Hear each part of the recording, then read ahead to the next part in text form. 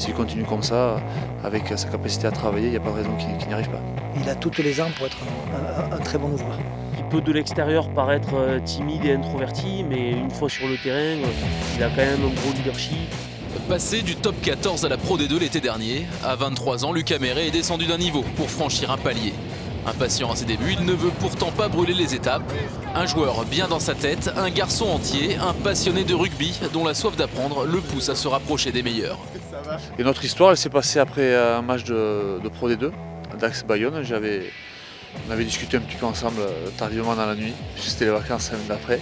Du coup, Lucas m'avait appelé pour savoir si je voulais donner 2-3 conseils, échanger sur le rugby avec lui. Et je ne dirais pas le faire pour essayer, mais juste échanger pour avoir un avis neutre et lui, sa façon de travailler avec un regard extérieur que je trouve assez positive.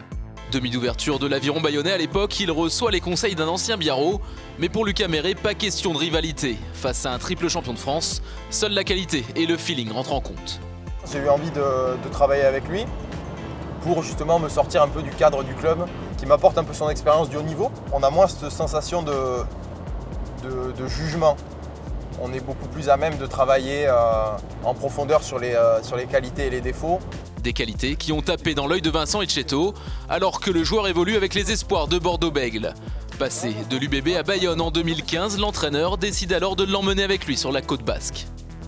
Bien sûr, on avait entendu parler de lui parce qu'il était international chez les jeunes, on connaissait sa qualité, et puis il est rentré petit à petit, il a fait des entraînements avec nous, les premiers matchs. Puis on a demandé un prêt à Bordeaux l'année où je suis venu à Bayonne parce qu'on avait besoin de 109 ici sur la côte basque, et puis je connaissais un peu ses qualités, donc ça s'est fait comme ça. À Bayonne, Lucas Meret découvre le professionnalisme dans des conditions très privilégiées.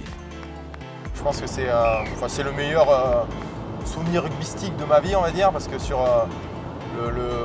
y a eu une relation humaine entre tous les joueurs qui a été exceptionnelle. En fin d'année, les Ciels et Blancs accèdent au top 14, l'occasion de jouer dans l'élite du rugby français. Mais son faible temps de jeu et la préservation de son entraîneur lui laissent un petit goût amer. C'est vrai que moi j'avais cette envie-là d'être lancé un peu plus dans le top 14. Peut-être qu'il a eu ce rôle un peu trop protecteur, qu'il aurait dû peut-être me lancer un peu plus. Il a essayé d'être bienveillant et de ne pas trop m'exposer trop tôt, quoi. Lucas Meret est un garçon qui marche à l'affectif, pour qui les valeurs amicales et familiales sont très importantes.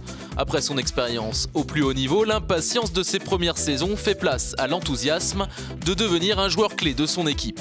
Soyeux Angoulême lui tend la main en lui donnant toute sa confiance.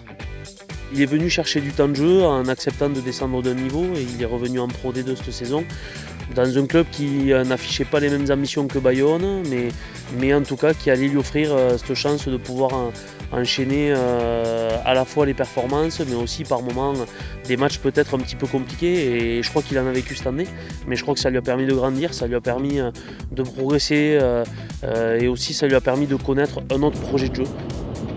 Un entraîneur qui te dit qu'il a envie de te faire progresser, qu'il a envie de te faire bosser, c'est le plus important. Je pense que c'est plus important qu'un entraîneur qui va te flatter, qui va mettre en avant tes qualités. Je pense que quand tu es jeune, c'est important que l'entraîneur qui va te faire venir soit conscient de tes défauts et qu'il puisse travailler dessus pour te faire progresser, quoi. Le jeune homme réservé hors des terrains est devenu l'un des leaders du SA15 sur la pelouse. Une confiance gonflée à bloc qui se ressent sur les résultats de son équipe. Il nous permet aujourd'hui d'évoluer plus sereinement, en tout cas dans nos structures. Tout ça fait qu'aujourd'hui, oui, je dirais que le secteur off est là, le secteur def est là, le jeu au pied aussi est là. Donc ça évolue plutôt bien, et forcément, comme vous l'avez dit tout à l'heure, les performances du SA15, et notamment ces 2 derniers bonus offensifs à la maison, sont la conséquence de cette progression. Une progression qui pourrait lui permettre de toquer aux portes des clubs de top 14, même si en Charente, on n'a pas l'intention de le laisser partir si facilement. On fait 4 ans de plus, c'est ça?